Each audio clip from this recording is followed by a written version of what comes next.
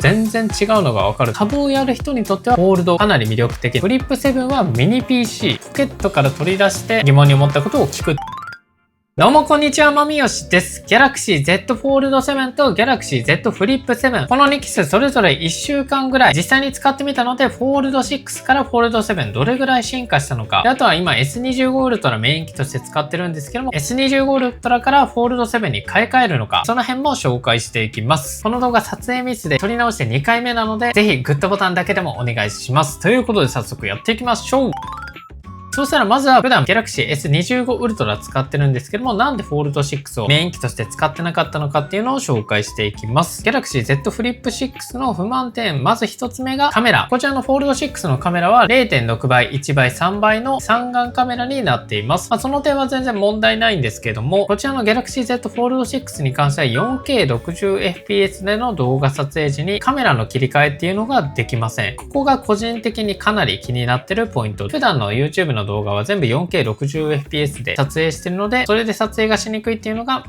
ちょっと難点ではあります。この点がまず1点目。で、そしてカメラもう一つありまして、この Galaxy Z Fold 6に関してはログ撮影っていうのができません。最近出した Fold 7と Flip 7のショート動画に関しては、Galaxy S25 Ultra の 4K60fps ログ撮影で撮影してる映像なんですけども、やっぱログにするだけでかなりふんわりとした画質で撮れるので、その点が1つ目ですね。4K60fps でカメラの切り替えができないのとログ撮影ができないっていう点で、あとはこの S25 Ultra だけについてる5倍レンズ、そして真ん中を切り出して10倍ズームができるんですけども、この5倍レンズのスペックがかなり高くて iPhone と比べてもかなり被写体によって撮影することができます。本当に一眼レフとかで撮ったくらいに雰囲気のある写真が撮れるので、その点が S25 Ultra かなりいいなと思って S25 Ultra を使ってました。他にも1倍レンズも S25 Ultra の方がセンサーサイズが大きくなっていて、この S25 Ultra を使ってるとこの Fold 6のメインカメラだとちょっと物足りないなとか、あとちょっと暗いところだとノイズが乗りやすかったりするので、この S25 Ultra を使ってる形になります。で、そして他にもありまして、この Fold 6の比率ですね。この Fold に関しては普通のスマホと比べるとかなり縦長、横幅が狭いスマホになっています。これが結構使いづらくて、例えばこうやってブラウジングしてるとき、かなり開業の数が増えて文章が結構読みづらいです。で、あとはキーボードも幅が狭いので、個人的にちょっと打ちづらいなとか、打ち間違いが結構起きます。なのでこの横幅が狭い縦長のディスプレイっていうのがちょっと苦手かなっていう感じがありました。で、他にもまだまだ理由がありまして、充電速度ですね。僕は普段ワイヤレス充電器で充電してるんですけども、この Fold 6に関しては Qi2 に対応していません。それによってワイヤレス充電は 7.5W もしくは 10W のみになります。で、こっちの S25 Ultra に関しては Qi2 に対応してるので 15W で充電できるっていう。なので、ワイヤレスの充電速度も違うし、他にも有線の充電速度も全然違って、Fold 6に関しては 25W。で、こっちの S25 Ultra に関しては 45W で充電することができます。なので、本当に2倍速ぐらい差があるので、急いでる時に充電がなかなかたまんないっていうのも、この Fold 6のちょっとした欠点でした。なので、カメラ、バッテリー、画面比率がちょっとなと思って、この S25 Ultra をメイン機として使ってる形になります。ただね、フォールド自体はこんな感じで開くことによってタブレット並みの大画面でできるので、その点は気に入ってました。という感じで、今は S25 Ultra をメイン機として使ってる形になります。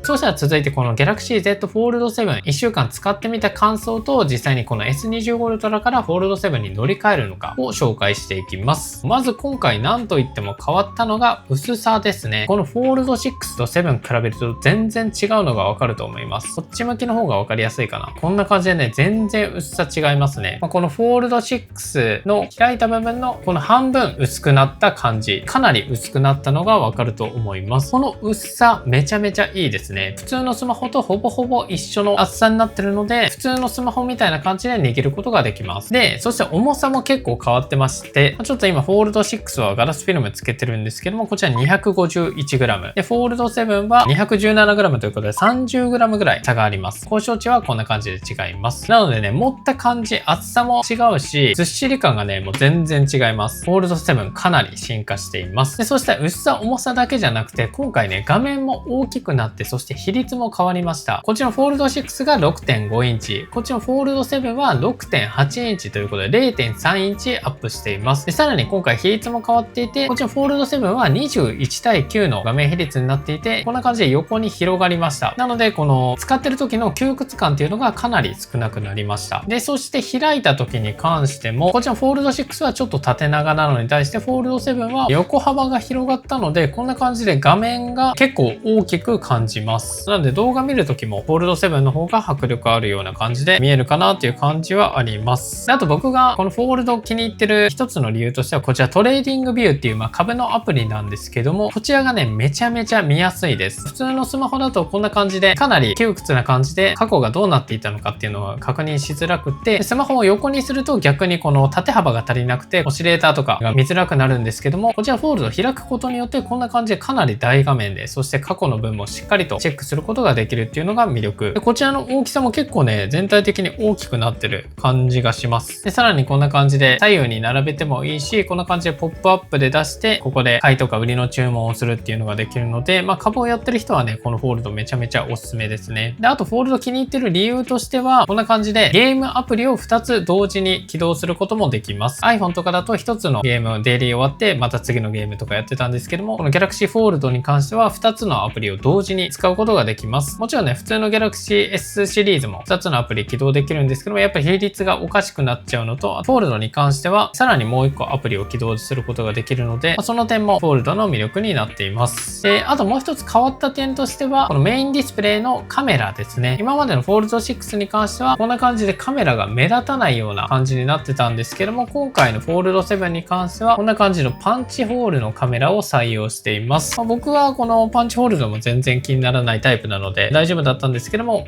このパンチホールが気になるっていう人も結構いたりします。で、あともう一つ変わった点としては、Sペン非対応になりました。この Sペンに関しては僕は全く使ってなかったので、この点も全然問題ないかなと思います。Sペン使ってた人はちょっとあえて安くなってるフォールド6とかを買うのもありかなと思います。で、あとはちょっと懸念点だったこのフォールド6のカメラ、これしっかりと改善してきています。まずこちら 4K60fps の状態でカメラの切り替え問題なくすることができます。そしてもちろんログ撮影にも対応。なのでもうこれ一つだけで YouTube 用の動画も撮れちゃうっていう、これがかなり魅力。ただ、あれちょっとこれどうだろうっていう点もあって、それが最短撮影倍率ですね。今回のメインカメラに関しては2億画素になって、この S25 ウルトラと同じものを採用してるっていう感じで言われてるんですけども、25の方がめっちゃ寄れます。このカメラ部分を撮るとして、今回2倍で撮ります。25ウルトラはこんな感じでかなり被写体に寄れてると思うんですけども、フォールド7はこんな感じで、ちょっとね、小さくなってるのがわかると思います。縦幅同じにしてみました。やっぱりね、この S25 ウルトラの方がかなり大きく映せてるのがわかると思います。これがね、ちょっとフォールド7期待外れだった感じはあります。で、他にも3倍。3倍は大体一緒だけど、ちょっと25ウルトラの方がズームできてる感じはある。で、5倍はね、このウルトラ専用なんですけども、5倍こんな感じで望遠レンズにしてはズームできて、さらに真ん中をクロップして10倍ズームができるので、こんな感じで画質劣化なく大きく映すことができます。ただ、普通にご飯撮る分とかには全然問題ないぐらいの倍率は取れるので、問題ないっちゃ問題ないんですけども、ウルトラ並みとはいかなかったですね。画質に関しては大体一緒ぐらいになってたので、その点は進化かなと思います。ちなみに、フォールド6と比べてセンサーサイズも大きくなりました。なのでね、カメラの懸念点っていうのは、このフォールド7でほぼほぼ払拭されました。次でね、もっとズームできたりできるようになったらいいなという感じです。で、そして画面比率も変わったので、こんな感じで表示の仕方もちょっと変わってましたね。漫画アプリとかに関しては変わってなかったんですけども、YouTube とかは変わってます。そういう感じですかね。で、スピーカーに関してはフォールド6の方がいいかなっていう感じ。なんかフォールド7は低音がちょっとスカスカになった感じがあります。中音重視みたいな、かまぼこみたいな感じですね。でも Galaxy に関しては全部スピーカーはそこそこなので、スピーカー音質を求めるんだったら iPhone の方が確実にいいと思います。Galaxy はね、ちょっとスピーカーもうちょい頑張ってほしいなっていう感じはあります。1週間使ってみた感想はそんな感じですね。で、実際に僕はこっちの Galaxy Fold 7に乗り換えるかというと、乗り換えます。タブレット内蔵のスマホが 214g だっけということで、普通のスマホとしても使える横幅に開けば大画面。カメラ性能も十分だし、めちゃめちゃ薄いということで、今回こちらを実際に予約したので、メイン機として使っていく予定です。また出たらレビュー動画出そうと思ってます。で、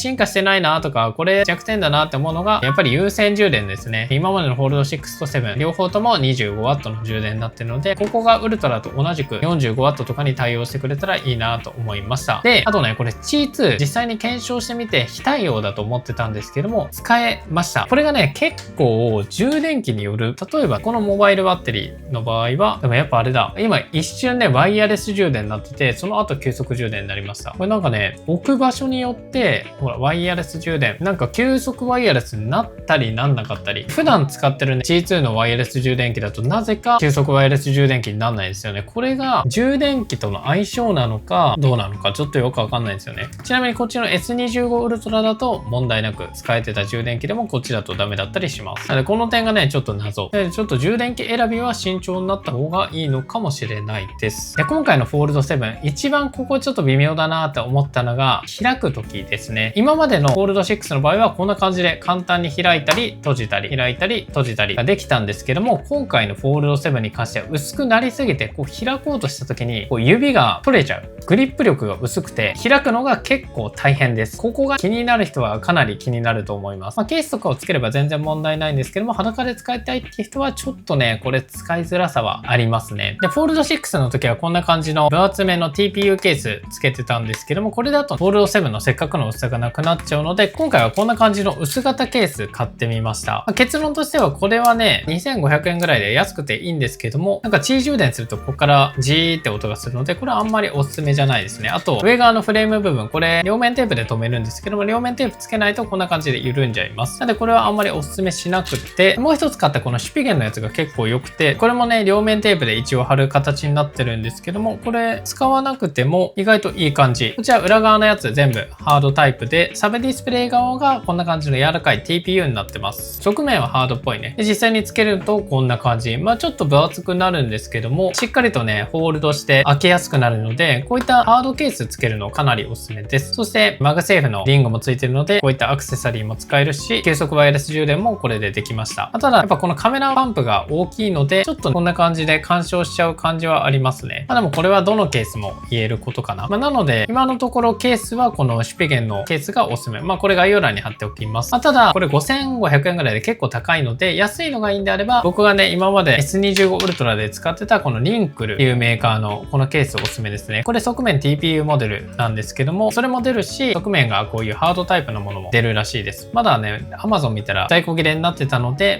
多分発売と同時ぐらいに出てくるのかな。一応出たらね、また動画で紹介したいと思います。なので、今のところケースはこのシュピゲンのやつで使っていこうかなと思います。ちなみにミント買いました。あとね、こういったハードケースだと落としたらね、一発で割れやすいんですけども、僕はこういったスマホストラップを使って首からかけて使おうと思ってるので、落とすこともないと。この薄型ケースとスマホストラップの組み合わせ結構いいんじゃないかなと思います。フォールドはそんな感じですかね。とりあえずめちゃめちゃいいです。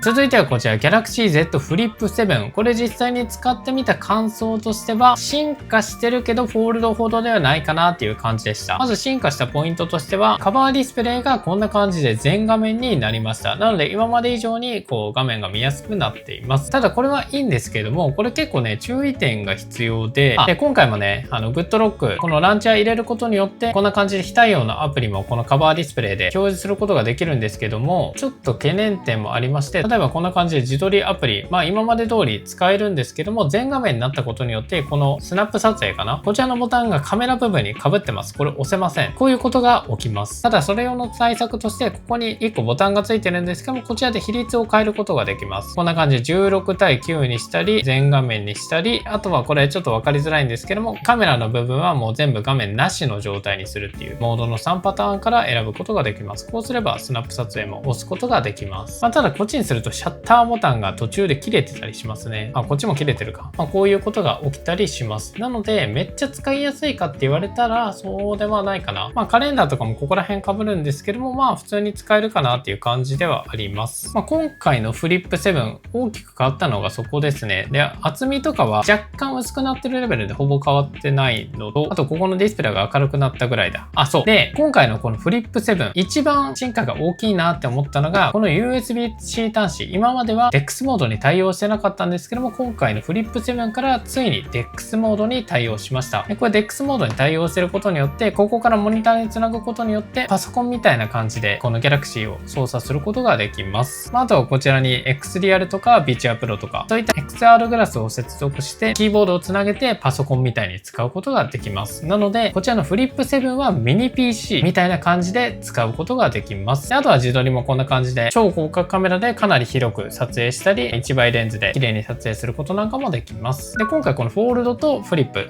どっち買うのかっていう話なんですけども、やっぱり僕はフォールドを買います。ただ、今までの僕だったらこっちのフリップ買ってたかなっていう感じですね。やっぱね、今 Galaxy をメイン機にしたので、やっぱりね、フォールドの方が使いやすいですね。特に開くことなく使えるし、開いたら大画面で使えるので、これはね、かなり便利ですね。こっちのフリップに関しては、自撮りする人とか、あと僕はパーセクっていうアプリを使って家のパソコンを遠隔操作したりしてたんですけども、そういった iPhone をメイン機として使って、サブ機で Android を持つっていう使い方であれば、このフリップ7かなりいいと思います。DeX モードも使えるし、あとは外カメで動画も撮れるし、こんな感じで立ててあげて、縦画面でショート動画とかも撮れるので、そういった点もいいなと思いました。ただやっぱメイン機として使うんだったら、フォールドの方がかなりおすすめです。メイン機サブ機で選んでみてもいいかな。で、あと僕はね、ガラケーの時にパカパカするのがめんどくさくて、スライド式のガラケー使ってたんですけども、そういった人は、やっぱこのフリップっていうのは合わないかなと思います。